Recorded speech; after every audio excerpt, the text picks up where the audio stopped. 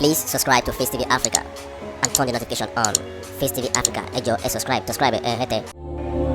Face TV was Swoby. Princess, is it true?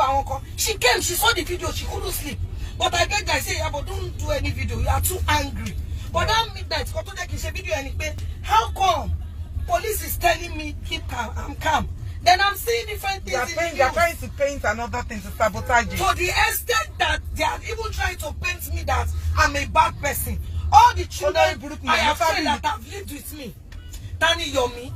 Yomi, who almost defrauded me in London. We had a program in Indigo O2 where I, Fetia Balogun, BC Bidakope and others were. When we finished that program, the organizers of that program won't be for Hollywood Award. I had issues with finance, so they didn't take care of it. But because I have a house in London, I was staying with my mom there. So because I have a house there, I went home. As Fetia Balogun, she's alive. When I was performing on stage, I made reference to that thing that how can you bring us to London? You can't even do it. Assuming you knew that I'm a London girl, you should have told me you needed them. When I got that from say, Otumba Shegun Rushewe called me that. Was that a joke or was that? I said, I'm serious. Say, how many of us came? I said 10 of us. He said, please, they're having a program at Excel. Can we come? He wants to talk to us. We went from Indigo O2 to Excel. We got to Excel. Otumba Rushewe said he wants to apologize for what the organizers, but he's not giving us money. He just wants to compensate us for drinks or something. He gave me $5,000 to give each of the artists $500. Yomi Fabi, he came to kneel down beside me. He was in Excel. He had been stranded. He didn't have money to go home. He saw me there and came, knelt down and said to me, Madam Princess, and you know, when the money I stay in London, I cannot share it. London, on tell la money, or the corner in the Excel, yet, you know. Oh no, tell my bones, my delimonioke, Tabatin law, when we were leaving, Kuboye Lopez is the name of the guy, was serving in the British Army. I'm sorry to mention him, but making sure that the guy was the one who helped us, drove us down. He went to pick out one of the cars to take us. Do you understand? We came with a jeep and a car. He went to pick the car. I gave everybody 500 and mistakenly gave Yomi 500. Immediately I gave Yomi, the guy arrived. I said, oh my God, this is the 10th person. Yomi, you know you are not part of us. I mistakenly gave. He said, sis, it's your voice. I said, come on now. He argued and that's okay. Give me 200 out of it.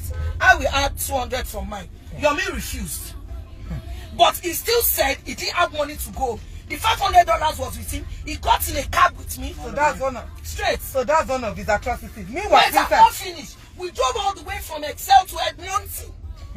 I called Otumba Rushewe that this is what Yomi Fabi just did. The man said, Madam Princess, don't worry. Come and meet me at the airport. From Edmonton, I went to the airport, collected another $500, called the guy again. That guy is bigger than $500. He's a rich person. But I don't like cheating. And Yomi came to money.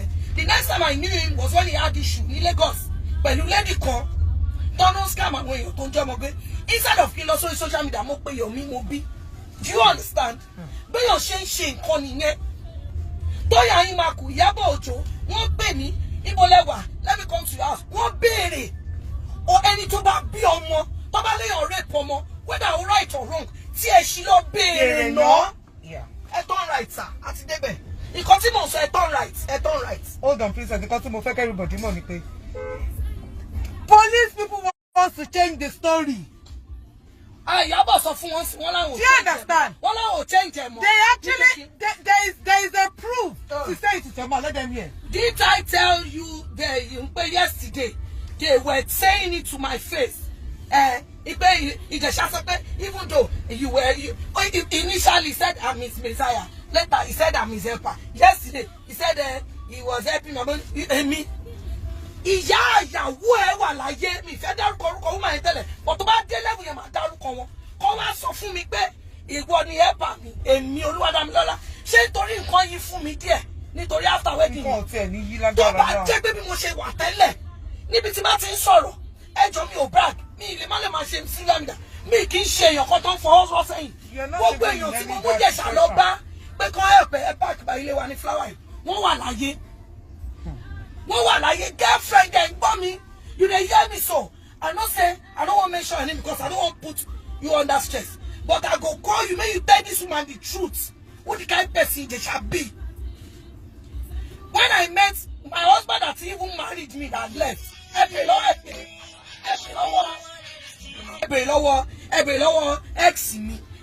ex mi pé ṣé mi àti ẹ̀ date ká tó marry no mi kì í jáde ọ̀rẹ́ mi ló introduce me say I meet ní February 6 2013 I marry ní April mi ò kí ń gba àlejò ẹ̀bẹ̀rẹ̀ lọ́wọ́ ex mi Ṣọlá tó bá ní kúrò ọmọ rẹ̀. No, don't cry because of your health issue. Don't cry, please. Don't cry. Don't cry. Ex mi Ṣọlá. Don't cry. Okay. Don't cry. Don't cry. ẹ̀bẹ̀rẹ̀ lọ́wọ́ ẹ̀ pé ṣé ìgbà tó mọ̀ mi. Don't cry. Don't Even cry. though Don't when cry because of your health. Because health is well. I'm Don't going cry. to say something today that most people don't know. Even this my ex that left 2 weeks after my marriage, he came back almost 5 years later. Can he try? Just the moment. Láàrin ìgbà yẹn sígbà tó padà wá bó ẹyọkan tí mo fẹ́ gan mo sọ fún I'm not a saint but mi kì í ṣobìnrin tó ń ṣe àánú ṣé tí máa fẹ́ tọ́yàn ṣé láàrin ni mo máa fẹ́ láàrin ò níbi tó sùn ní bí a ṣe lọ ní sí. She doesn't have anything to do with Baba Jesha. No. They don't have any relationship. I'm a débẹ̀ sí mo fẹ́ lọ fi bẹ̀ uncle agbọ́dọ̀ wọnú compound yẹn kí wọ́n lọ wo ibi tó ń sùn sí. As in ibi tó ń sùn. He's a big style ajá ò lè sùn bẹ̀. We are going there Emma Nishosa lẹ́bàá ti dé junction yẹn kẹtọ́ left mo gbọ́dọ̀ mú yín débẹ̀ mo débẹ̀ báyìí mo fẹ́ máa ké mo ní láàrin Cletus onígbàtẹ́mi ò gbà kó ń gbénu mo lóò lè gbénu lé Ṣé ibi tó ń gbé at present stage? kọ́tọ́ kú ọ̀nbẹ ó ti lọ sọ́rọ̀ ẹ̀dùn sí ibi tó ń gbé nígbà tó sọ pé tó fẹ́ máa plan nísìn táwọn idiot kan sọ pé bóyá àfẹ́rà mo fẹ́ mú yín lọ́bẹ̀ ẹ jẹ́ ká débẹ̀ tí àwọn ọlọ́pàá bá ti láwò lè ẹ̀pù mi ní kí n ṣe ẹ jẹ́ ká lọ tí ẹ bá wọbẹ̀ tí ẹ bá bí kẹpẹ̀ mi bastard mo wá sọ fún mo ní Clayton live ó ní ìgbà tẹ́mi ò gbà kó òun máa gba lémi lọ sí school èmi lèmi bá òun sọ̀rọ̀ lé ayé òun tó fi wọ school wọ́n lè sọ pé òun lóògùn èmi ò dẹ̀ lè ẹ̀bùn mo ní òun lè gbé lémi ó wá rí picture ex mi ó wá yé báyìí òun mọ̀ bọ̀bọ̀ yìí náà bọ̀bọ̀ yìí wèrè ni princess bó ṣe nice tó irú èmi yìí ló yẹ kó fẹ́ mo ní ṣó ṣe èrè ni sorry for my language ẹjọ́ ẹ turn left mo ní why would you say such ẹ ó ní bọ̀bọ̀ yìí ó wà beneath ẹ ó ṣe kíní mo wá ní please ẹ mọ̀ statement tó pé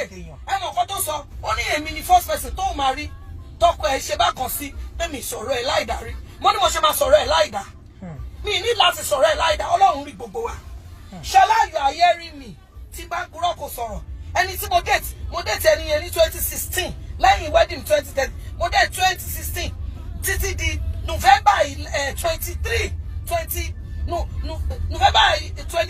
2016 ní September 2016 ní ex mi bẹ̀rẹ̀ sí ní pè mí padà ìgbà tó di 2017 tó continue láti máa pè mí mo lọ bá lọ́ọ̀yà mi wá sọ pé kó wá ìgbà tá a dé court wọ́n ti bẹ̀rẹ̀ divorce proceeding wa nígbà táwọn lawyers bí mo ṣe gbà sọ wọ́n wá sọ pé you are talking to your ex like this it's like you say like him only no but I don't hate him nígbà tá à ń lọ wá sọ fún mi pé òun sì like mi pé bóyá ọ̀rọ̀ wa ò yẹra mo ní no á jìnnà síra ìfẹ́ ló jẹ́ kí n fẹ́ mo dẹ̀ really nífẹ̀ẹ́ mo wò pé I can be your mom everything ó wá ní kí n jẹ́ ká try ọ̀rọ̀ tí mò ń sọ yìí ẹ máa lọ straight my lawyer our marriage counselor Pastor Adekunle I'm sorry to mention your name and Prophetess Kemi Osho àwọn èèyàn mẹ́ta tọ́mọ̀ nìyẹn mi lè sọ fún àwọn family mi lè sọ fún àwọn family tiẹ̀ wọ́n máa sọ pé ká try àwọn bẹ̀rẹ̀ sí ní try ní December 2017 Adéṣọlá ò mọ̀ pé òótọ́ ni mò ń sọ nígbà tó di March 2018 ó jáde nígbà tó dé ó dé late kò dẹ̀ pè mí ó dẹ̀ mọ̀ pé mo máa ń kọ́kọ́ sókè by that time mo ti ní BP torí ọmọ ta lose ó dẹ̀ ti promise mi pé bá ṣe fẹ́ try yìí òun kò sọ pé don't use your heart use your head ó dẹ̀ ṣe dé late lọ́jọ́ yẹn nítorí pé kò tètè apologize kò dẹ̀ rí pé nǹkan tóun ṣe wrong and wọ́n dẹ̀ ti advice wa pé ká má fi sentiment ṣe pé I have to be strong that was how he finally left he didn't contest the divorce so for those of you thinking pé èmi ò rọ́kọ fẹ́ mi no nítorí pé mo wà too picky with mo hide mo ní OCD I have obsessive compulsive disorder ṣe mo tọkùnrin bá meet mi èmi náà lè like ọkùnrin yẹn gan kọ́ wá sọ pé bóyá ká lọ èmi máa dẹ́ máa fi láàbù yẹn hàn yín èèyàn tí bá ti fẹ́ rí o kọ́ wo láàbù yìí o kọ́ sọ bóyá àwọn ò tí wà tẹ́ bá ti dé junction yẹn kẹ́ stop láàbù yẹn wọ́n pè ní tábàdé tí máa sọ pé kẹ́ ṣe blood test HIV penicillin ex-boyfriend mi gbọ́ adé má bínú mi ní dárúkọ handle ẹ̀ adé sọ fún mi pé princess ó sọ fún mi ní last year nígbà lockdown ó ní tó bá mọ̀ pé o fẹ́ kó ní ọkùnrin tó máa fẹ́ sórí gbogbo every time tábà ríra fún trips máa ní lọ ṣe kínní speed step ó ní ọkùnrin kankan ò lè stand there ẹ máa lọ ẹ máa rí lábì ẹ sìn no gbogbo ẹ gbọ́dọ̀ end lane ẹ lọ bẹ́ẹ̀ yẹn tẹ̀lé mọ́tò yẹn yàrá dẹ̀ ti débẹ̀ ẹ má pa ẹ jẹ́ ká bá wọn lábàtẹ́ndà sọ̀rọ̀ no sísì kan sọ bóyá mo ti bójú ẹ̀ṣà wá ṣe test bẹ́ẹ̀rì ẹ máa lọ straight no now mo ti dákẹ́ jù gbogbo yẹn wá sọ fún mi pé mò ń ṣe bí àrìndì mo ní mi ò ó ti sú mi nì nígbà tá a rí nǹkan lójú korojú tẹ̀lé fẹ́ dàrú ìlú yìí ti sú mi sílé ayé là ń gbé yìí mi ò lè jẹun mi ò lè sùn ọkọ ẹ move mo fẹ́ kẹ́rí láàbù yẹn kẹwàá bí wọn even penny swap máa sọ fẹ́ lómi pé ẹ máa lọ bàbá yẹn sọ right ẹ yà sí right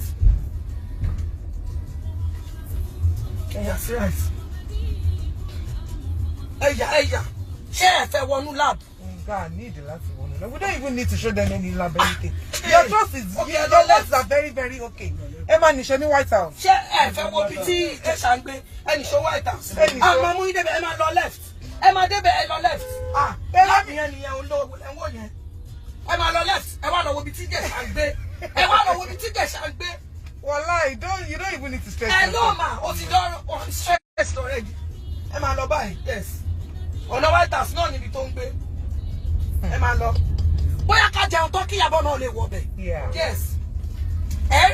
Tí a bá bí kẹpẹ ní bastard ó tẹ bá ń bá sọ̀rọ̀ mo dúró mo bá sọ̀rọ̀ lọ́dẹ̀ bá ekú gba orí ẹsẹ̀ mo ní láàrin ṣebí a máa débẹ̀ tẹ bá dẹ̀ ti débẹ̀ gbogbo àwọn mẹkáníkì àtàwọn area boys tó wà ń bẹ̀ ẹ sọ pé mọ̀mí bí ẹbí wọn ẹ má pè ẹ sọ pé ṣé lóòótọ́ ni mo fẹ́ dẹ̀ṣà ẹ kàn sọ a máa débẹ̀ ẹsẹ̀ àtẹni tó ń ta sweet èmi ó dáa o nítorí pé ẹ fẹ́ purọ́ ẹ ń wá kinní mi ò lè dákẹ́ mọ́ o ẹ turn left àwọn èèyàn pè mí kinní kan don't let them shame me èèyàn kan send mi ní message ó ṣe pé ó ní bóyá nítorí èmi ò ní boyfriend àwọn wèrè ni mi ò ṣe bóyá kẹ́mi náà tẹ̀ wá èèyàn tí wọ́n fẹ́ wèrè láwọn èèyàn turn left wèrè láwọn èèyàn àìmọye àwọn èèyàn tó máa bọ́ mi wọ́n máa ní God get good dick. ó bú mi gan ó lé mi torí èmi ò rẹni fẹ́ mi lèmi ṣe fẹ́ tẹ mo ní mi. Oníkálukú ló ní issues títẹ̀ orí issue táwọn kan nìkan ni they are just crazy. The point is that Baba Ijesha is guilty of this. Why are they trying to? They are trying to sabotage my person. Is it even me that he assaulted? Mo bí that ko assaulted but you share. Sorry for my language. About the junction here. You don't just want. Nígbà ni wọnú le tó ń gbé yẹn irọ́ ẹ turn right. Ẹ wò ma ẹ ní bínú wo. Káwọn Ìyábọ̀ náà fi lè. Ẹ fẹ́ kí n jẹun. Mo ti gbọ́ Ìyábọ̀ náà fẹ́ kí ẹ turn right. But gbogbo ọ̀pọ̀lọpọ̀ bí tó gbé. Mo dẹ̀ fẹ́ kẹ́ wà free. Kẹ́ bèrè lọ ṣẹ́rí gbogbo àwọn àdúgbò yìí. Kò sí èèyàn tí mo fẹ́ tí wọ́n mọ̀. Torí àwọn boys yẹn wọ́n máa ti wá mọ́mí P ta lélẹ́yìn mo ní ẹ̀jẹ̀ kan fún wa lówó. Tí bá ń purọ́ òbẹ́sẹ̀ lè ń tọ́tẹ̀ wá síbi ìbàyẹn bọ́ ìpọ́n yín lé. Mo wá sọ fún wọn níṣẹ́ pàpá ni mo fẹ́ mo ló ti o. South Sultan òun gbọ́ mi. African China ọmọ bàbá anybody tó ti wá sádùúgbò mi rí ẹ̀rí bọ́ ṣe ń ṣe. Mi ò kì í ṣe. Mo lè má jẹ olówó tí ẹ̀ ń try láti proof. Mo dẹ̀ lè má ní followers bẹ́ẹ̀ ṣe ń try láti sọ. Mo dẹ̀ lè má fa ìgbógun kan tẹ́ fẹ́ fi máa bú mi. Mo dẹ̀ lè má lọ́kọ, mo lè má bímọ. It's not easy. Mo dẹ̀ lè má and I'm not perfect. I don't have a child too, me or them married. I'm not a bad person. I know I don't need to prove it to you. But ṣe rí ọ̀rọ̀ pé bóyá fẹ́ máa iye ò tí ẹ lè work. Ẹ jọ ṣé téèyàn méjì máa ń fẹ́ra wọn ìyẹn máa fún ẹni yẹn ní opportunity láti defile ọmọ mi. Baba Ijesha ò tí ẹ lè Baba Ijesha one thing I know is that they cannot sweep this case under anything. Please subscribe to Face TV Africa and turn the notification on. Face TV Africa, ẹ jọ̀ọ́ ẹ subscribe hete. Face TV was Swoby.